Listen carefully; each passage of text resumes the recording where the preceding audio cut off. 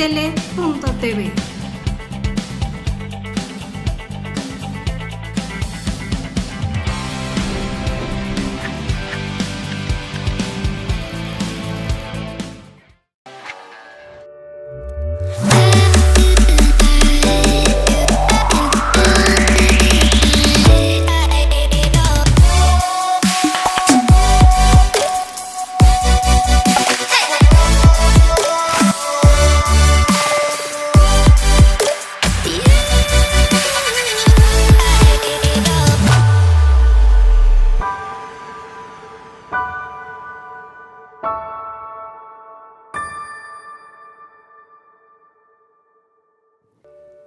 Buenas tardes, amigos de En Tus Propias Palabras. Saludos a la comunidad de Astele y a la comunidad de Cadena H, Canal 169 de Total Play. Soy Alejandro Ruiz y el día de hoy vamos a tener un programa sumamente interesante porque vamos a platicar, entre otros temas, de cómo está la situación internacional frente a México en materia, pues yo te diría que industria, básicamente, transformación y un poquito de comercio, ¿no? Y para tal efecto, el día de hoy nos acompaña el maestro Arturo Rangel Bojorges, de Canacintra, encargado de asuntos internacionales. ¿Qué tal? Muchas gracias por la invitación. Arturo, tengo muchas inquietudes, muchas inquietudes, e incluso el día de hoy recibí un comunicado de que el Tratado de Libre Comercio o el Acuerdo de Libre Comercio entre Estados Unidos, México y Canadá, que todavía no se define cómo se va a llamar, lejos de que llevaba una dinámica, ahorita como que se rompe porque entra en una fase de receso. Incluso me parecía muy simpático que al no tener nombre, ya muchos lo llaman como el acuerdo comercial de Marcelo Ebrard Casobó, ¿no? Porque es México, Estados Unidos y Canadá, ¿no? De alguna manera ya lo están. Es parte de la picardía mexicana. Pero yo te pregunto, a ver, platícanos un poquito. Bueno, en términos generales, obviamente generó mucha inquietud. Más allá del tema de las reglas de origen, la inquietud estriba sobre todo en la incertidumbre que generaba, ¿no? El Telecán, así lo vemos como industria, constituyó hace 25 años en un gran aval para México como país de fuente de inversión. Y obviamente con el proceso de renegociación y la permanente actividad de Trump de denostarlo y obviamente de amenazar cancelarlo, pues hizo que muchas inversiones se frenaran. Otras tantas que todavía no se decidía se mantuvieran también en hold. Y al final del día a todos les causaba una gran incertidumbre qué iba a pasar. Si bien es cierto que los tratados de libre comercio, no solo Telecán, son una condición necesaria, pero no suficiente para el desarrollo, lo cierto es que siendo el Telecán el acuerdo al que destinamos la mayor parte de nuestras exportaciones, pues nos mantenía en vilo, ¿no? ¿Qué tanto estamos dependiendo de ellos? Pues estamos todavía en este rango del 82-83% de exportaciones que se dirigen a Estados Unidos. Fíjate que yo me acuerdo mucho cuando fue la reunión de la Alianza del Pacífico hace 2 meses en Puerto Vallarta, decían que de alguna manera había bajado el porcentaje de exportación a Estados Unidos, mejor dicho, de necesidad económica, de comercio bilateral, ¿no? Del 82 al 80%, ¿no? Pero tienes razón, o sea, 82, 83, dependiendo de qué estadísticas tomes. Es correcto. Es excesivo. A veces hasta el tipo de cambio varía un poco, en fin, los productos que se integran en la balanza, si algunos van solamente en tránsito, bienes intermedios, en fin, hay una serie de variables ahí que nos hacen un poco dudar. Pero lo que nos debe llamar la atención es que por ahí hay algunos documentales que han estado circulando en redes sociales donde se habla de México en los años 50, ¿no? Y se decía que nuestras exportaciones, el 70% iban a Estados Unidos. Bueno, pues podemos ver que 68 años después, el porcentaje se ha incrementado, lejos de diversificarnos como mercados. Ahorita está en boga la Alianza del Pacífico, la cual considero uno de los mejores instrumentos de política pública internacional que México ha implementado, porque es una iniciativa netamente latinoamericana. Sí. Y que está incorporando ahora a países asiáticos, ¿no? Australia, Nueva Zelanda, Singapur y Canadá, que están en proceso de negociación como países asociados, ¿no? De entrada. Pero no olvidar también la modernización del tratado con la Unión Europea y finalmente figura un poco extraña del TPP-11 o el CPTPP, que es una versión un poco recortada de los capítulos ya negociados en TPP. Es decir, a pesar de todos estos tratados novedosos, más toda la red que teníamos en el pasado, estoy hablando de Brasil, Argentina, Aladi, no hemos logrado diversificar lo suficiente nuestros mercados. O sea, más o menos estamos hablando de 60 países, ¿no? Acuerdos comerciales, más o menos, ¿eh? Digo, puede ser que me falle, pero aproximadamente 45 países están en esa lista y no hemos logrado crecer lo suficiente, diversificar los mercados de una forma razonable para acercarnos a esas economías. Y desafortunadamente mucho de esto se hace porque nos hemos acostumbrado a las cosas fáciles. Es decir, el productor mexicano normalmente no tiene ni que moverse de su lugar de producción. Llegan los brokers norteamericanos, compran la producción, la concentran en Estados Unidos y de ahí la distribuyen al resto del mundo. Entonces hemos detectado productos agrícolas, por ejemplo, que están llegando a Medio Oriente, al norte de África, a la Unión Europea, pero curiosamente con etiqueta de hecho en Estados Unidos. Entonces eso no debe pasar. Nosotros deberíamos hacer la tarea, apoyados en gran parte por el gobierno, para lograr llegar a esos mercados de forma directa, porque estamos perdiendo muchísimo dinero en la intermediación de estos brokers de Estados Unidos. Ahora, una pregunta, y yo aquí lo digo con todo el respeto. ¿En dónde está quedando la representación empresarial en estos momentos? Y te lo comento porque, de alguna manera, cuando se está negociando el Tratado de Libre Comercio, era, perdón que lo diga, como, ¿dónde está el piloto? No sé si por los acuerdos de secrecía y todo, pero realmente, al día de hoy no tenemos, hoy por hoy, el pueblo, me refiero yo, nosotros pueblo, realmente, o los empresarios, no tenemos la información de qué es lo que viene o qué se negoció. Porque hemos ido teniendo fracciones, notas de periódico, pero no hubo una transparencia total. Pero eso no me preocupa tanto, porque de alguna manera sí estamos siendo representados por ustedes. Pero, por ejemplo, si te das cuenta, en este año hemos visto presidentes de Cámara que se lanzan a hacer campañas por políticas, presidentes de medios empresariales que atacan al gobierno y pasan a ser realmente un vocero más político que un vocero empresarial, ¿no? Se transforma. Y afortunadamente, como que vemos que las prioridades ya no es el empresariado y mucho menos los emprendedores, ¿no? Son fines específicos de las personas. Por eso que te pregunto, ¿dónde está ahorita la representación empresarial?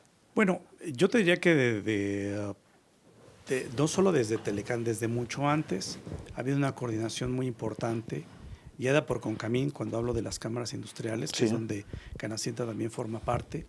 Y para Telecán se estructuró un grupo muy robusto que tenía al famoso cuarto de junto, que son pues, alrededor de 200 representantes especializados en los diferentes temas que abarca la negociación, que a su vez estaban coordinados con un comité ejecutivo pues formado por las cúpulas, los líderes, los grandes empresarios que se vinculaba con ese grupo. Teníamos también un cuarto de inteligencia. El cuarto de inteligencia lo que buscaba es ser una bisagra entre ese grupo muy grande, 200 personas del cuarto de junto, y el Steering Committee o este grupo de líderes industriales, y un cuarto de comunicación que lo que se encargaba era de difundir lo que era posible difundir, porque no debemos de perder de vista que en la negociación el revelar nuestras cartas pues nos restan potencia negociadora, ¿no? Entonces éramos muy prudentes con lo que se difundía en medios y finalmente estos 4 grupos coordinados a través del Consejo Coordinador Empresarial, que pues fungía como el vocero en toda la negociación. Entonces había definitivamente un grupo y creo que aparecían bastante en medios, Moisés Kalash como el representante de Cuarto Punto, pues era como tal la vocería de la industria, ¿no? Y obviamente liderada por Juan Pablo Castañón como el líder de todo el grupo en pleno. Entonces claro que había alguien. Y lo hay en este momento. Vamos a ver obviamente una serie de reacomodos en el futuro que me parecen totalmente normales.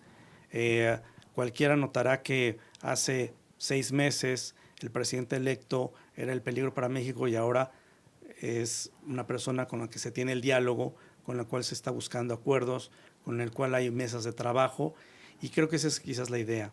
Efectivamente alejarnos de cualquier tono político exclusivamente y hacer eso sí, política industrial, política económica. En eso debemos enfrentarnos, porque más allá de las negociaciones del libre comercio, lo que nos dimos cuenta ya, la lección aprendida es que necesitamos trabajar muy fuerte en una agenda interna. Entonces, la agenda interna es una política industrial, es una política económica muy enfocada en la generación de financiamiento, en la generación de apoyos para la investigación y el desarrollo y una especie de red de salvamento o de apoyo para las pymes que están en un proceso de evolución, pero que requieren mucho acompañamiento, y ahí es donde todos tendremos que participar.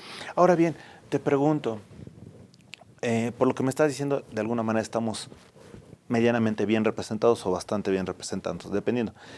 Pero te pregunto, ¿cuál sería el compromiso ahora de los empresarios y sobre todo de la representación empresarial de cara al nuevo gobierno? Perdón, me gustaría que lo precisaras un poco más. Yo creo que hay dos elementos muy importantes ahí. Primero es ser un acompañamiento. Traemos de alguna manera nosotros toda la historia de las negociaciones, qué funciona y qué no funciona en el tema industrial. Entonces ahí tenemos que acompañar, que asesorar, que coordinarnos con el nuevo gobierno. Eso por una parte. Y por la otra, debemos ser críticos, pero críticos con razón. No solamente sumirnos en la negativa por la negativa misma, sino dar argumentos de por qué sí o por qué no ciertas políticas públicas. Hay temas que están sobradamente probados en algunas áreas que está proponiendo el nuevo gobierno, donde nosotros creo podemos aportar para decirles que esos programas pues, no van a prosperar. Entonces creo que esos son los dos aspectos donde debemos enfocarnos fundamentalmente. Ahora bien, te pregunto, dentro de esta situación que se está viviendo y dentro de esta cuestión de representaciones, yo te pregunto, ¿cómo debe de ser el empresario mexicano, pero ya el empresario de tierra, el que camina, el que se desespera cuando no tiene para la quincena? ¿Qué actitud debe de tomar el empresario mexicano con estas oportunidades internacionales y con las oportunidades nacionales? Pero te voy a pedir un favor, no me respondas ahora, vamos a hacer una pequeña pausa y volvemos. Estamos en tus propias palabras.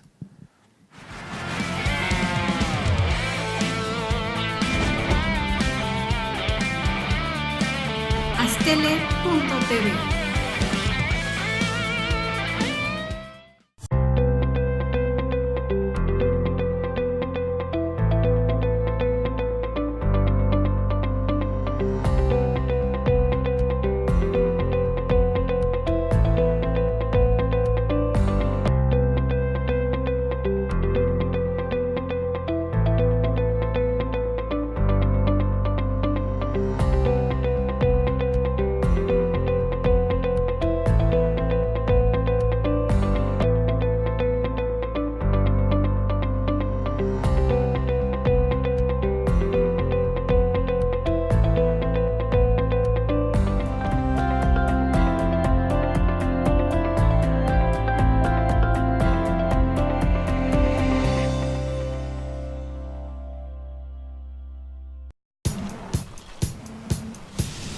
Para cuando sudamos la camiseta. Para los que tenemos una vida intensa. Porque todos necesitamos rehidratarnos. Electrolit, hidratación total, científicamente hidratante.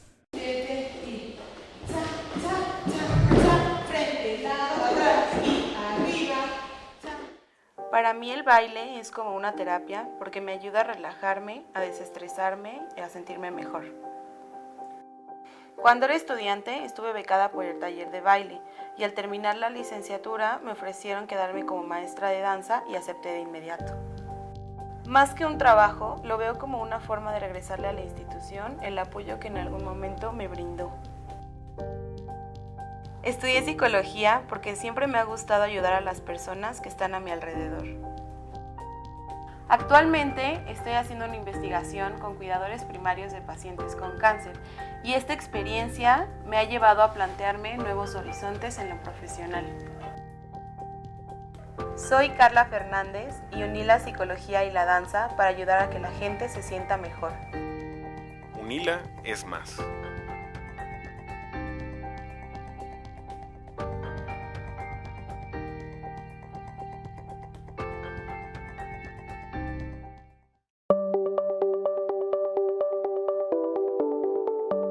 Astele.tv.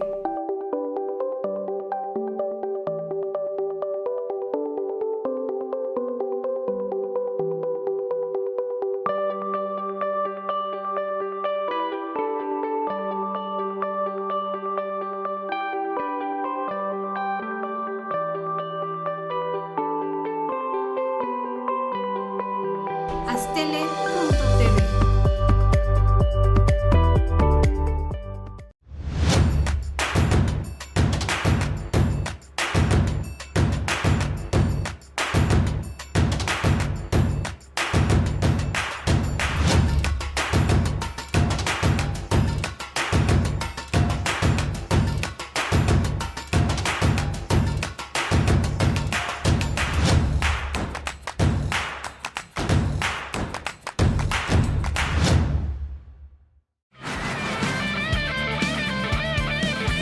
Astele.tv.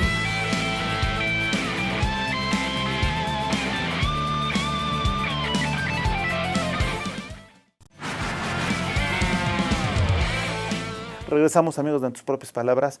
Y digo, la verdad, me siento muy cómodo porque estamos hablando 2 horas y que 2 empresarios y 2 personas que conocen muy bien lo que son asociaciones y cámaras.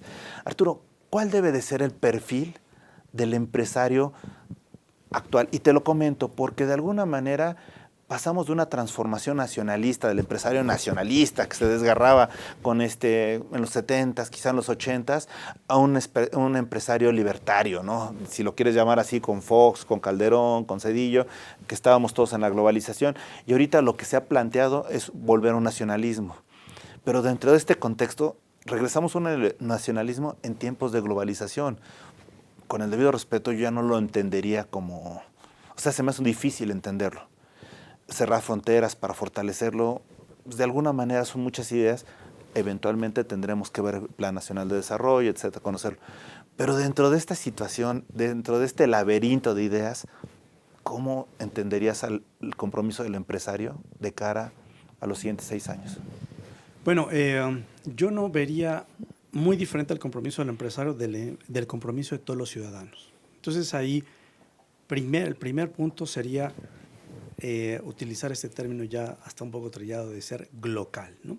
¿Glocal? Local, actuar local, pero pensar global. Ese no me lo sabía. No estamos para nada con este tema del nacionalismo exacerbado, no estamos para nada a veces vinculados con las megatendencias del mundo, ¿no? Entonces, en ese término de local, el nuevo empresario, pero también el nuevo ciudadano, tiene que ser una persona informada. Ya no se pueden quejar de que es un periódico o 2. De páginas libres se pueden bajar las 8 columnas de 20 medios de comunicación diariamente. Tenemos Twitter, Facebook, Instagram, una gran cantidad de información que está ahí. Y sobre esa información tenemos que ser críticos, tenemos que leer 3 o 4 medios. Es lo primero. Lo segundo, digitales. No podemos, sobre todo cuando estamos en el área de manufactura, quedarnos en el tema exclusivamente de la manufactura tradicional, mecánica. Tenemos que migrar a la automatización, tenemos que migrar también a la inteligencia artificial. Y el empresario promedio dirá, este señor que está hablando ahorita está loco, a mí apenas si me alcanza para pagar la nómina. Sí, pero ese me lleva al tercer punto. Tenemos que romper nuestro paradigma.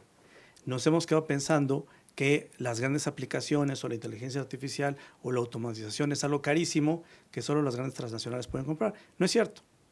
Ya hay muchas, primero, apps para operar el empresario de forma normal, desde el pago de tu nómina, la puedes dispersar desde tu teléfono inteligente, hasta el control de tu producción, lo puedes tener ahí en una app. Y eso pasando por la administración de tus sitios operativos y demás. En la medida que el industrial o que el empresario no está cuidando esas herramientas digitales, esas herramientas electrónicas, se le hace más cara su producción, porque entonces se pierde el tiempo, no tiene adecuada planeación, no tiene indicadores de desempeño que le permitan crecer, no tiene puntos de referencia para poder cumplir con un objetivo anual. Entonces, todo ese conjunto de elementos que no solamente aplica para el industrial o para el empresario, sino también para nosotros al día a día, tenemos que comenzar a trabajarlo. Lo tenemos totalmente descuidado, vivimos un poco al día.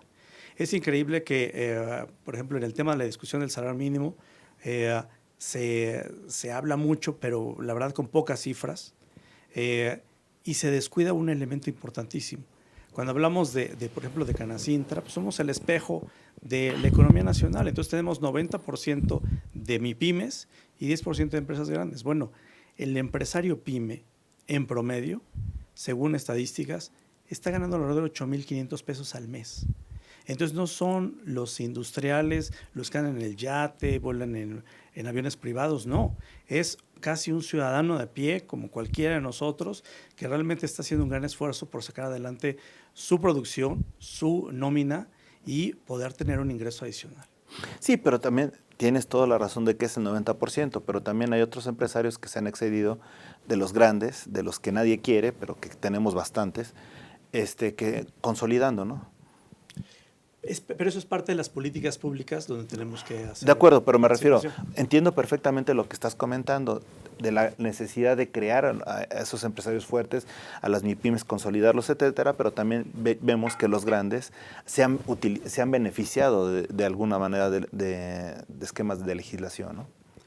Sí, estoy de acuerdo, pero nuevamente es parte de esa retroalimentación que tenemos que dar. Y ahí el papel de las cámaras es fundamental, porque Juan Industrial difícilmente su voz es escuchada en un congreso local, en un congreso federal, pero cuando se integra a una cámara como Canacintra, donde tenemos más de 120 comisiones y representaciones en temas muy especializados, donde tenemos más de 20 vicepresidentes viendo también temas sectoriales, donde tenemos 14 sectores industriales operando en favor de ellos y donde sus peticiones son elevadas a nivel Congreso, ahí es donde tenemos que participar. De acuerdo, pero nuevamente entonces regresamos a lo anterior.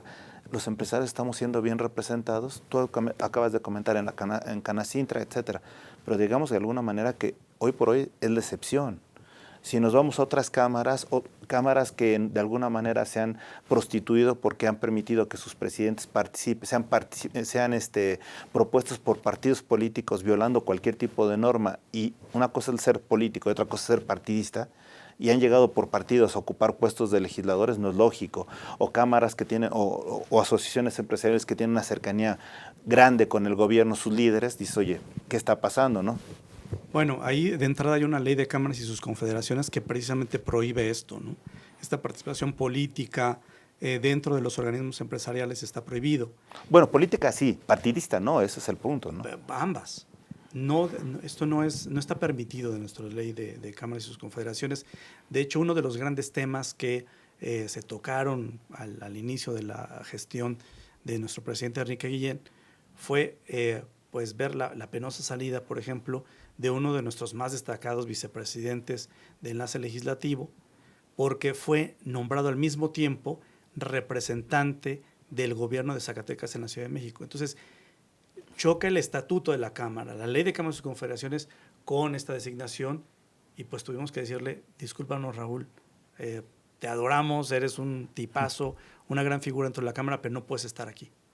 Ya no podía estar en la Cámara precisamente porque nosotros respetamos el estatuto y pues para poder opinar y para a veces poder levantar la voz, pues claro, tenemos que estar cumpliendo con las reglas, ¿no? Perfecto, vamos a hacer una pequeña pausa, pero yo al volver te preguntaría, se habla mucho de la incorporación de los jóvenes, de los ninis que se ha llamado de alguna manera. ¿Cómo ves ahorita los esquemas que se están planteando para la incorporación de los jóvenes en las empresas? No me respondas ahora, hacemos una pequeña pausa y volvemos. Estamos en tus puertos.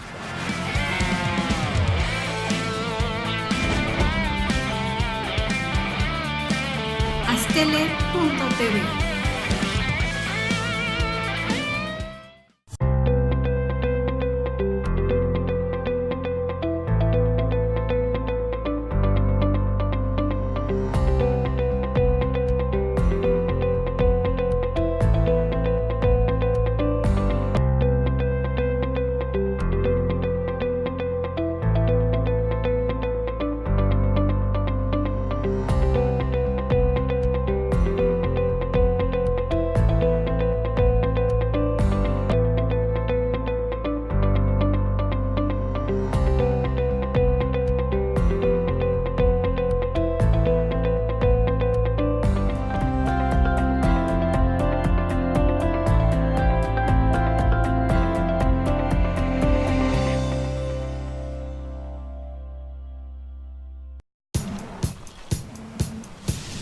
para cuando sudamos la camiseta.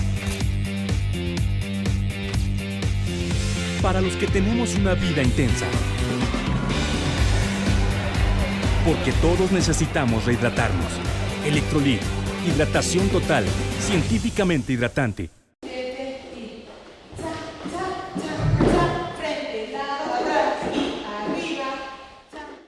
Para mí el baile es como una terapia porque me ayuda a relajarme, a desestresarme y a sentirme mejor. Cuando era estudiante estuve becada por el taller de baile y al terminar la licenciatura me ofrecieron quedarme como maestra de danza y acepté de inmediato. Más que un trabajo, lo veo como una forma de regresarle a la institución el apoyo que en algún momento me brindó. Estudié psicología porque siempre me ha gustado ayudar a las personas que están a mi alrededor. Actualmente estoy haciendo una investigación con cuidadores primarios de pacientes con cáncer y esta experiencia me ha llevado a plantearme nuevos horizontes en lo profesional. Soy Carla Fernández y uní la psicología y la danza para ayudar a que la gente se sienta mejor. Unila es más.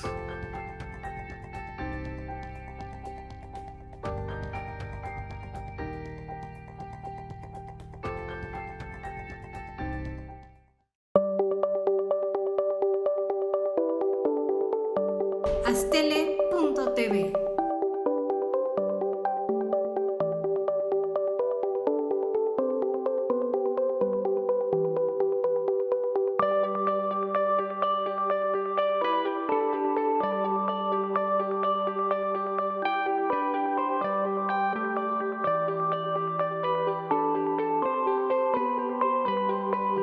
Astele.tv.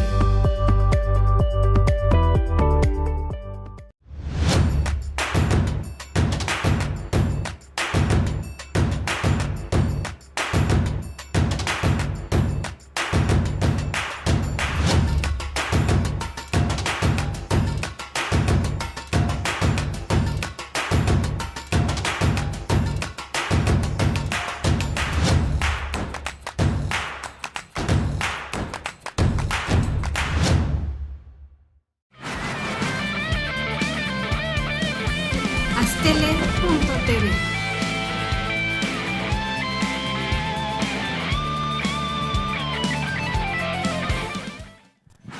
Regresamos, amigos, de En tus propias palabras, Arturo. ¿Y cómo ves la inserción de los jóvenes en las empresas, en el sector productivo? Pues como concepto muy positivo.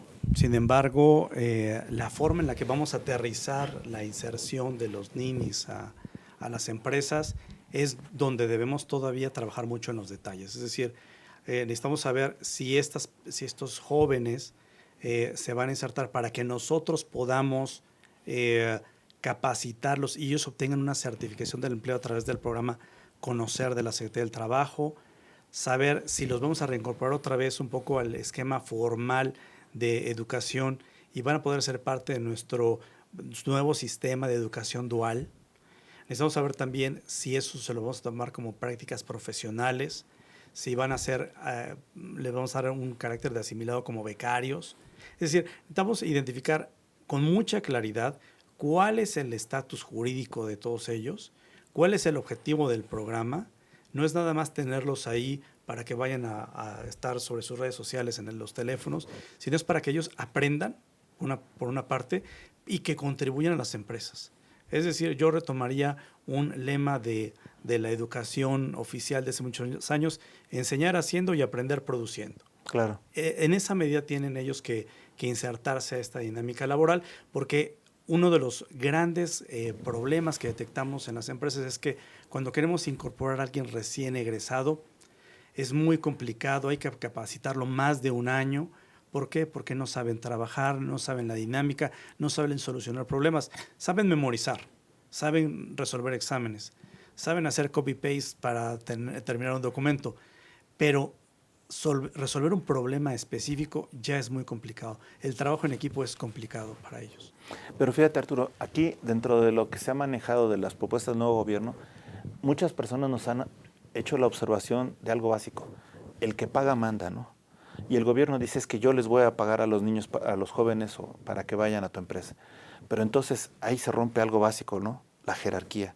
Si yo no le estoy pagando al joven, ¿por qué me va a atender a mí? ¿O por no hacer caso? Es lo que me están diciendo. Claro, pero es precisamente este tema de las reglas. Es decir, va a pagar el gobierno, perfecto. Pero el gobierno va a pagar así sin más, sin saber si asistió, si cubrió el número de horas, si hay un programa de trabajo que tenía que seguir y lo cumplió o no. Entonces, ese tema del detalle de cómo va a operar, en qué términos y cuáles van a ser los objetivos es lo que todavía falta por trabajar y donde estamos abiertos para colaborar con el gobierno. De verdad nos encantará hacerlo porque sabemos de la necesidad de que este grupo de jóvenes que no tienen trabajo, que no están estudiando, se incorporen al ámbito laboral y que contribuyan también a la generación de riqueza. No, desde luego esto es parte de una economía social y nosotros aplaudimos la economía social. La mejor distribución de la riqueza le caería bien a México y a cualquier, o como cualquiera, ¿no?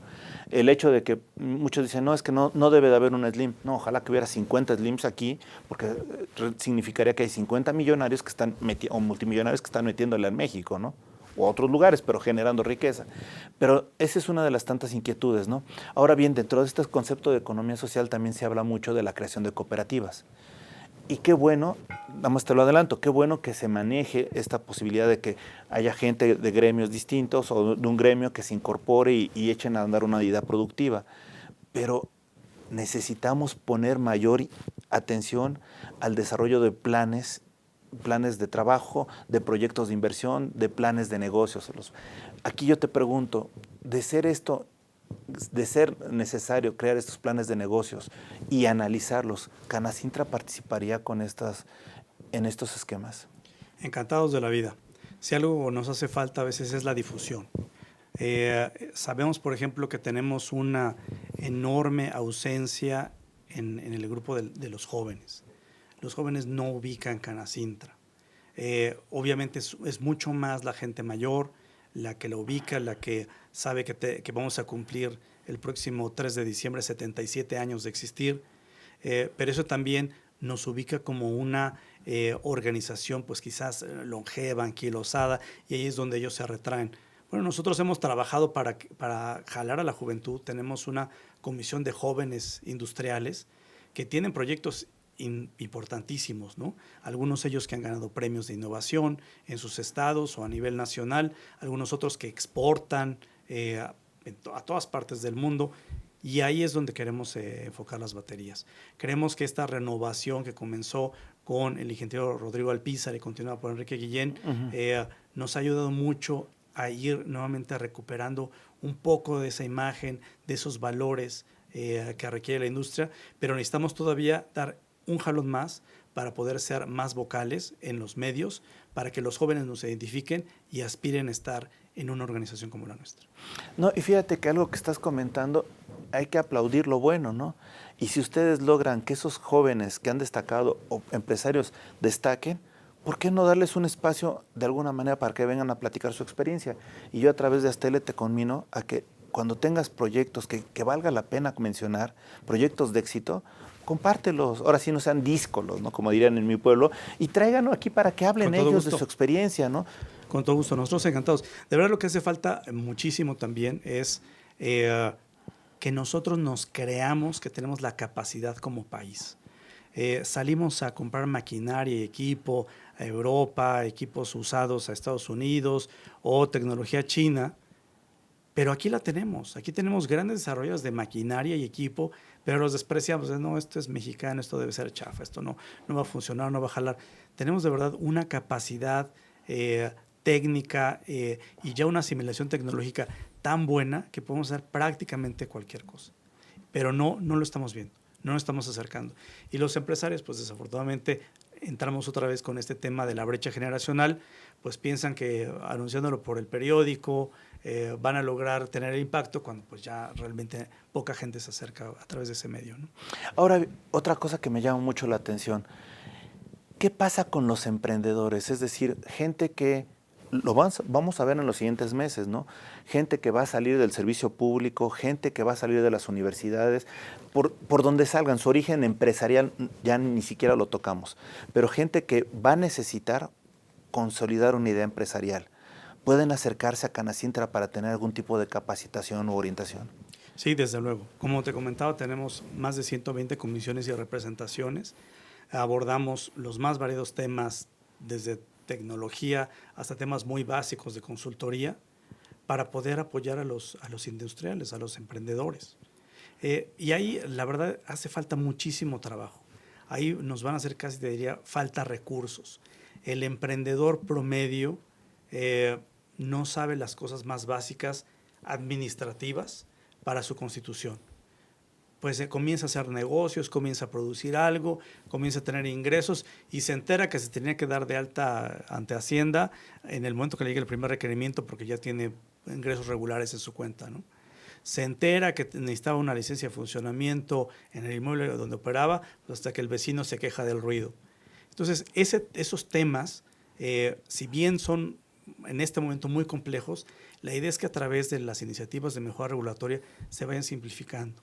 La Secretaría de Economía trabajó muy bien durante ese sexenio para crear estas empresas de una sola persona, las cuales en un plazo alrededor de 6 días, en teoría, se constituyen y comienzan Las sociedades a de operar. acciones simplificadas. Es correcto. Entonces, esa dinámica creo que debemos seguirla reforzando para que no sean 6 días, sino que en 48 horas estén dadas de alta y cumplan con todos los requisitos para poder operar.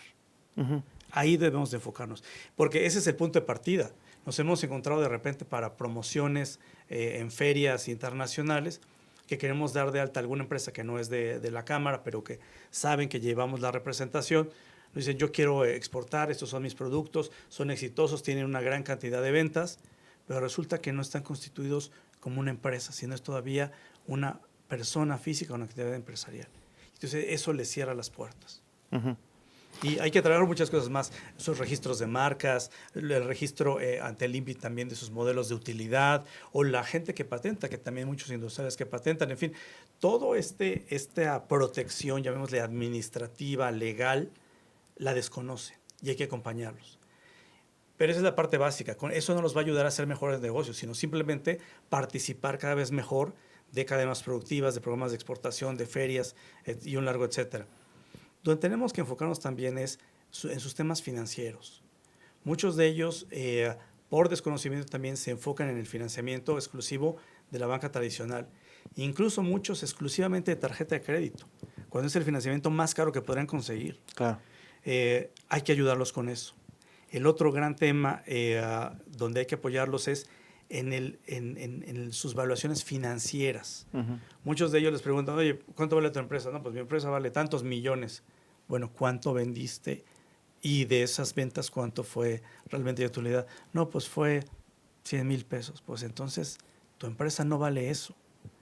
Necesitas aprender a hacer una evaluación de tu operación como tal, ¿no? Claro. Para atraer inversionistas. Tenemos que trabajar también la bursatilización de la deuda. Muchas empresas ya medianas, por ejemplo, dicen, yo no aspiro a entrar a la bolsa porque es muy complicado, es demasiado caro. Revisa sus ventas y están en un margen ideal. Sí. Lo que necesitan es un poco más de flujo de efectivo. Entonces ahí hay que ayudarlas a bursatilizar su deuda. No listarlas en la bolsa, que eso es otro proceso muy distinto y donde sí es realmente muy complejo, pero sí por lo menos bursatilizarlas. Y el tercer tema que yo considero muy importante es todo lo que ahora conocemos como el compliance, ¿no? O el cumplimiento regulatorio, que es mucho más allá que solamente cumplir con las leyes. Mucho nos quejamos de la corrupción en el gobierno, pero también hay mucha corrupción en los entes privados. ¿Y por qué? Porque a veces es hasta un tema cultural. La semana pasada organizamos, en colaboración con Camín, el foro de la lucha contra la piratería y el contrabando. Y resulta que de las autoridades invitadas de Honduras, de Panamá, Nicaragua, planteaban que en sus países, al igual que en México, temas como la piratería es visto bien socialmente. Es decir, no importa que compres el jersey pirata o la película pirata o la música pirata, no importa eso, nadie te va a mirar feo. En la medida que no acabemos con esa mentalidad, pues esos delitos no se van a terminar. No importa que les incrementemos las penas, pueden ser 100 años, puede ser pena de muerte, pero si nadie se voltea a decir, este fue el que robó, este fue el que pirateó, pues no va a pasar nada, ¿no? Vamos a seguir en la impunidad. Entonces, los programas de compliance ahora en las empresas deben de cobrar una visibilidad mucho mayor y un peso específico mucho más grande de lo que ahora lo consideramos. Porque nuevamente reitero, compliance no es solo cumplo con las leyes, tengo una política de protección de datos privados, una política de no discriminación, una política de prevención de fraude, política de no corrupción, un código de conducta. Que todo eso tampoco son temas muy novedosos, son parte de ahora del nuevo sistema anticorrupción. Perfecto, vamos a hacer una pausa, pero al volver yo te preguntaría, en otros países se da la participación activa de las mujeres. De alguna manera, Canacintra también, obviamente, tiene una gran participación activa. En primer lugar, ¿cómo la fomentarías? Y otra de las preguntas que me gustaría que me respondieras es, hay adultos mayores que tienen toda la experiencia. ¿Cómo insertarlos a esquemas de incubación de negocios y de participación en empresas nuevas? No me respondas ahora, hacemos una pequeña pausa, volvemos. Estamos en tus propias palabras.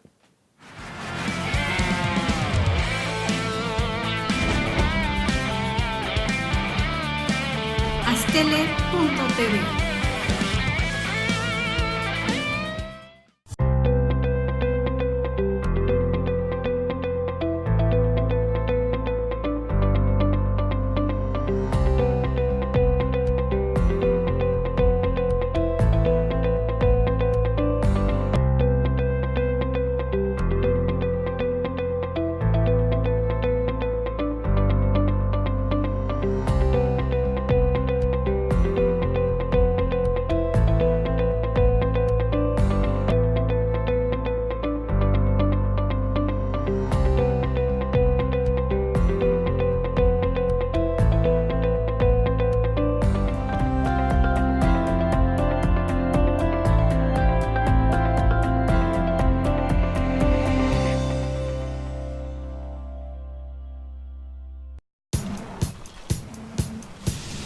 Para cuando sudamos la camiseta.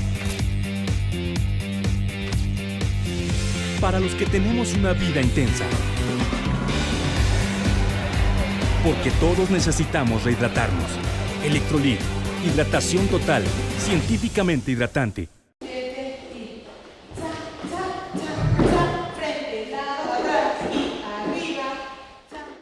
Para mí el baile es como una terapia porque me ayuda a relajarme, a desestresarme y a sentirme mejor.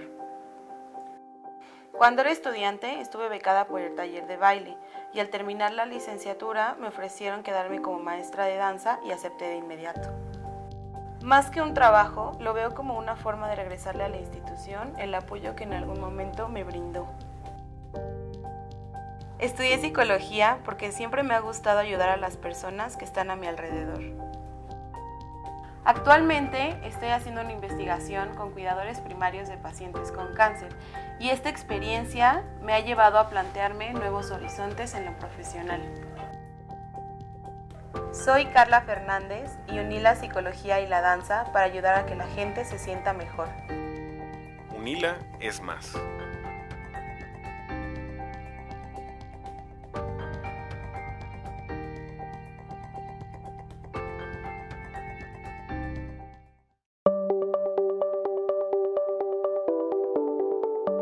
Astele.tv.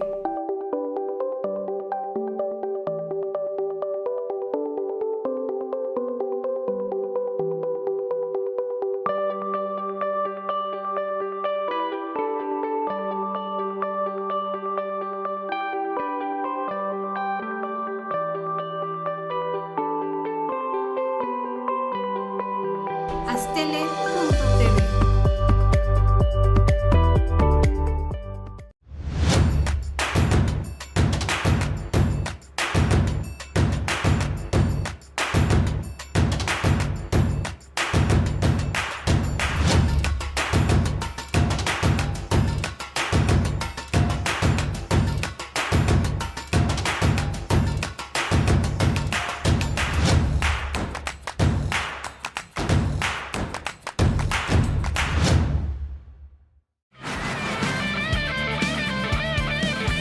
Astele.tv.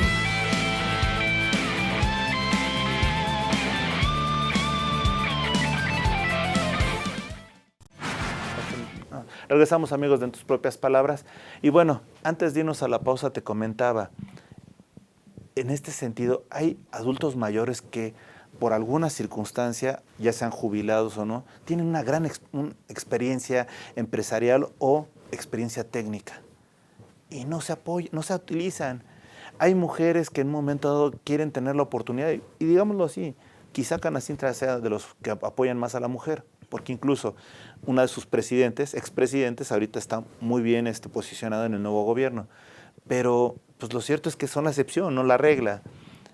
¿Cómo hacemos para incentivar este capital humano, este cúmulo de conocimientos en favor de incubación de negocios o insertarlos en nuevas empresas? Bueno, comenzaría con el tema de género. Nosotros tenemos una comisión de mujeres industriales encabezada por Margarita Gálvez, que ya lleva varios años operando de una forma muy exitosa. La comisión ha crecido muchísimo y en la última expo o la macro rueda de negocios de Asia-Pacífico que tuvo estuvo en Oaxaca, curiosamente, de 10 expositores que iban de Canacintra, 9 eran mujeres. Excelente. Y eso a mí me encantó, no, claro. Porque tenemos mujeres productoras de mango, de calzado, de mermeladas, de estructuras metálicas, de cosméticos. Y eso te abre una perspectiva de que si bien el hombre antes era el netamente emprendedor, y sí lo vemos todavía muy activo, la verdad es que quienes han sacado con mucho esfuerzo, pero además con mucha eficiencia las empresas adelante, son las mujeres. Y lo hemos visto también en el análisis que se ha hecho de los créditos del INADEM. 9 de cada 10 créditos que se otorgan a mujeres se liquidan en su totalidad, se pagan en tiempo. Así no pasa con los hombres, ¿no? Creemos que debemos de fomentar estas iniciativas. Entonces, nuestras mujeres industriales no solamente son muy activas, no solo participan ya en sistemas completos de distribución y son exportadoras exitosas, sino también las tenemos participando en foros internacionales. Han participado en los foros de la Alianza del Pacífico, de ALADI, y cada vez que hay algún evento de mujeres industriales, siempre Canacintra tiene a una persona ahí. Entonces, yo cuando quieras extendemos la invitación para Margarita, aquí la tendrás y te entregará la gran cantidad de proyectos que tiene entre manos. Perfecto. ¿Y con los adultos mayores? Mira, con los adultos mayores yo les denomino los cascos blancos, ¿no? Como los de la ONU. Es gente que nos apoya enormemente, que efectivamente su experiencia nos ayuda a identificar problemas, a solucionar, incluso hacer actividades de mediación, porque ellos saben que más vale un mal arreglo que un buen pleito, ¿no? Y sobre todo en temas industriales, creo que son muy útiles. Hemos tenido convenios, no solamente para localmente realizarlos, sino tuvimos con JICA, por ejemplo, un convenio para que vinieran japoneses a trabajar en México. Creo que subutilizamos ese convenio, podremos haber sacado mucha más jugo del mismo. También la Cámara Industrial Alemana tuvo un convenio con nosotros, HIS, y tuvimos algunos de estos técnicos o ingenieros ya jubilados alemanes en nuestras plantas. Pero obviamente estos proyectos a veces requieren mucho más del tiempo del que están asignados. A veces están asignados solo 6 meses, a veces 1 año cuando mucho. Bueno, no todas las empresas pueden recibirlos porque hay que pagar ciertos costos de manutención, en fin, se complica un poco cuando es un convenio internacional. Y localmente te puedo decir que muchos de estos cascos blancos trabajan dentro de Canacintra, ¿no? Son los grandes apoyos como asesores en la consultoría o incluso en la misma operación de la Cámara. Pero ellos lo que les está haciendo falta es la capacitación de los siguientes cuadros.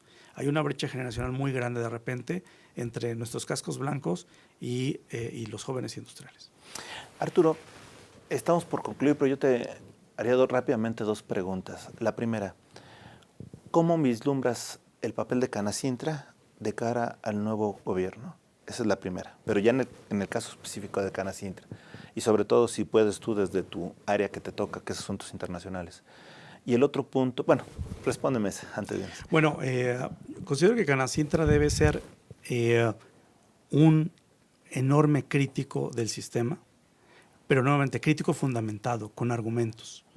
Segundo, debe ser un apoyo y un asesor del gobierno entrante por aquellos programas que pretende implementar y que ya está probado que no funcionaron.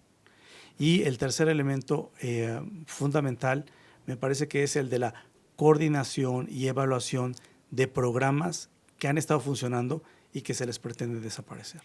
Entonces, creo que bajo esa tónica vamos a poder funcionar bien, alejándonos de la política, alejándonos del aplauso fácil, alejándonos del amiguismo, ¿no? Ok, nada más algo que me llama la atención. Cuando te refieres a política, ¿te refieres a política de partido o política económica? Para que la gente lo entienda. Definitivamente es la política de partido. Es obligación por, nuevamente, ley de cámaras y confederaciones, participar en la elaboración de la política industrial del país. Entonces ahí estamos definitivamente incluidos y obviamente aportaremos en las políticas públicas y en la política económica lo que sea posible, pero nuevamente desde un punto de vista técnico. Perfecto. Y finalmente, Arturo Rangel, en tus propias palabras, ¿quién eres? Vicepresidente de Comercio Exterior y Asuntos Internacionales, presidente del sector automotriz, egresado de la Universidad Panamericana, de la licenciatura de Derecho. Bueno, ahorita me iba a parar hoy y hacer una caravana, pero no. Y pues amante de los temas industriales y técnicos. Perdóname, nada más aquí un comentario. Tú representas el sector automotriz. ¿Cómo es que un abogado llega al sector automotriz? Creo que con muchos años de escuchar a los ingenieros y ponerles mucha atención. Excelente, ¿eh? Eso es. Perfecto, Arturo, muchísimas gracias. Astele es la casa de ustedes, de los industriales, de los empresarios, de los emprendedores, y ojalá que tengamos oportunidad de hacer actividades en conjunto, porque creo que tenemos la gran obligación, ahora sí obligación, de capacitar a la gente que nos está viendo, o cuando menos, quizá sea demasiado rimbombante y respetuoso para muchos decir capacitar, pero cuando menos proporcionarle elementos para su toma de decisiones. Absolutamente. ¿Sí? Entonces, por favor, sigan los espacios de Astele. Les prometo que les vamos a tener unas muchas sorpresas con Canacintra. Sobre todo, vamos a tratar de difundir los cursos que dan para que ustedes que están en sus casas y que estén interesados acudan y sobre todo sigamos fortaleciendo al empresario mexicano, que es un papel básico, ¿no? Correcto. Muchísimas gracias y a ustedes hasta la próxima, amigos. Esto ha sido en tus propias palabras.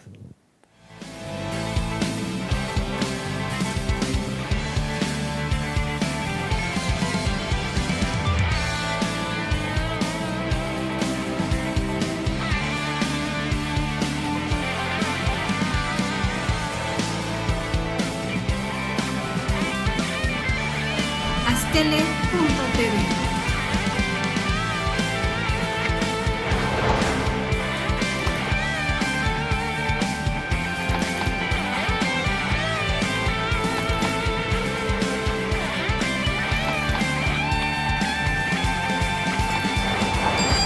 Astele.tv.